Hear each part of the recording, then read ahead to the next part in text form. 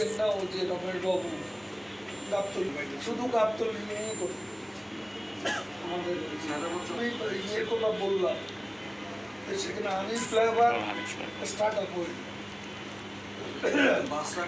রাস্তাটা সরু করে রাখা হয়েছে। সাথে আলাদা প্রতিবার ঈদের আগেই তো আপনি মিটিং করেন, সবার সাথে সিদ্ধান্ত নেন, কিন্তু আমরা যেটা দেখি যে গার্মেন্টস নিয়ে আপনি যে সিদ্ধান্ত যে ধাপে ধাপে চালু হবে, এটা আর গত 8-10 বছর যাবতীয় বলা হচ্ছে, কিন্তু আমরা দেখি যে এটি বাস্তবায়ন হয় না এবং যেদিন খোলা হয় বাস্তবায়ন সম্পূর্ণ হয়নি। গত ঈদে অনেকটা আমরা যেটা দেখেছি যে একদিনই সমস্যা হয়েছে, সেদিনই কিন্তু গার্মেন্টস শ্রমিকদের কারণে একটা বিষয়। আর দ্বিতীয় বললেন যে ঈদের পরে একদিনের সমস্যা হোক না, কষ্ট একটু তো বাড়ি যাবে ঈদের সময় আনন্দ করে, এখানে একটু কোথাও একটু কষ্ট না হলো তাতে কি আসছে? এখানে তো 10 ঘন্টা 12 ঘন্টা পরে চিটাগাংয়ে পৌঁছবে এমন দিন তো আর মানে দুর্ভোগটাকে আমরা গ্রহণ করে নিয়ে আমরা যাব, এটা কি আপনাদের মানে সিদ্ধান্ত? আমরা কমাচ্ছি আপনি বুঝিয়ে কখন আমি যদি আপনি রাস্তাঘাটের উন্নয়নটা দেখেন,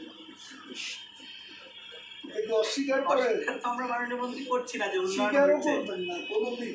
আমরা অনেক লিখি উন্নয়ন নিয়ে, আমরা অনেক লিখি, আবার প্রশ্নগুলো করতে হবে। সব জানি এই দেশে আজকে মন্ত্রণালয়ের উন্নয়ন মেগা প্রজেক্ট এগুলো নিয়ে কোনো প্রশংসা নেই।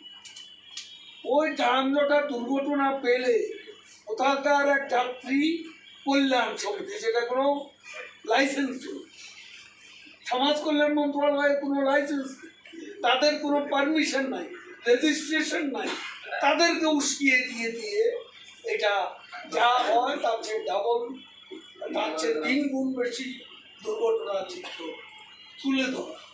এটা একটা কাজ, এটা একটা পারপাস নেই।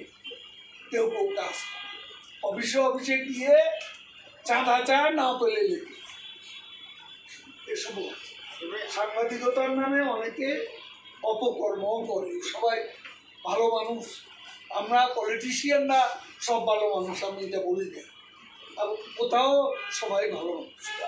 Thank you.